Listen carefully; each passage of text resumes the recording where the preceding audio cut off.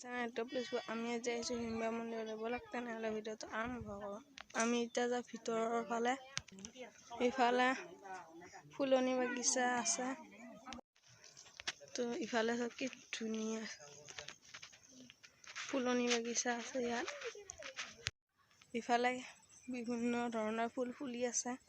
সেইবিলাক ভিতৰলৈ ব'লক। ইফালে বহুত বিভিন্ন ধৰণৰ জনগোষ্ঠী আহি থাকে। আমি যাওঁ এতিয়া ভিতৰলৈ। কিমান ধুনীয়া।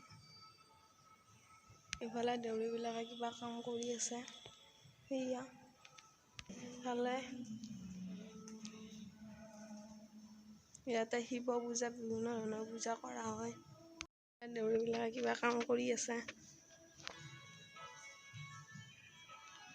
ওপৰৰ ফালে আমি পিছফালে আহিছোঁ। ইয়াতে বিভিন্ন ধৰণৰ ফুল ফুলি আছে। ইয়াতে মূৰ্তি কেইটামান আছে। ইফালে পূজা কৰি আছে মূৰ্তি কেইটাই। এইফালে এটা সহা আছে। এইটো মন্দিৰটোৰ পিছফালে এটা পুখুৰী আছে। এইটো এতিয়া আমি আহিছোঁ পুখুৰীটোৰ পিছফালে। মন্দিৰটো চাওক বাহিৰ ফালে। এইফালে ফুলবিলাক পুখুৰীটো এইবিলাক মাছ সাৰি আছে। ইফালে এটা মূৰ্তি আছে। ইফালে দমকল। মন্দিৰটোৰ বাহিৰ ফালে চন্দন গছ বিভিন্ন ধৰণৰ গছো আছে। এই মন্দিৰটোৰ বিষয়ে কিবা অকণমান দাদা এই মন্দিৰটোৰ বিষয়ে কিবা অকণমান ক'ব নেকি? এয়া চিনাকনা হিড়িম্বা বাথৌ থানচালি। হয়।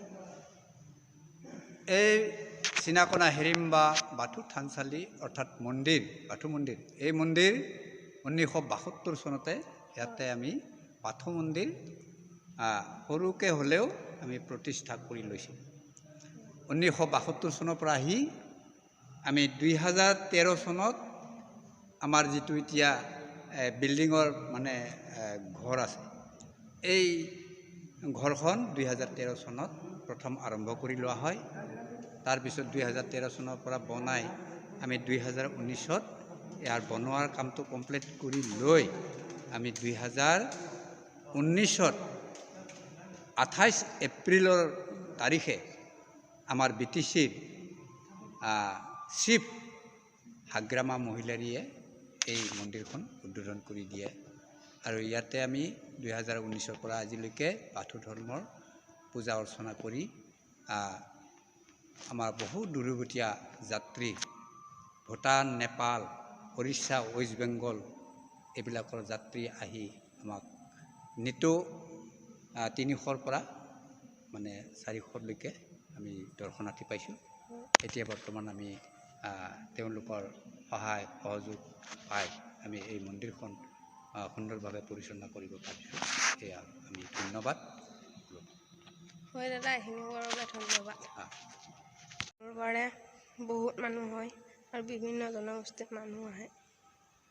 সুন্দৰ পৰিৱেশ। আপোনালোকে যদি ইয়াত অহা নাই আহিব। কিমান ধুনীয়া সুন্দৰ পৰিৱেশ। ফুল কিমান বিভিন্ন ৰঙৰ ফুলনি বাগিচা আছে। আপোনালোকে যদি ইয়াত অহা নাই আহিব। ভিডিঅ'টো ভাল লাগিলে লাইক কৰিব, শ্বেয়াৰ কৰিব, কমেণ্ট কৰিব, ছাবস্ক্ৰাইব কৰিব নাপাহৰিব। Bye bye.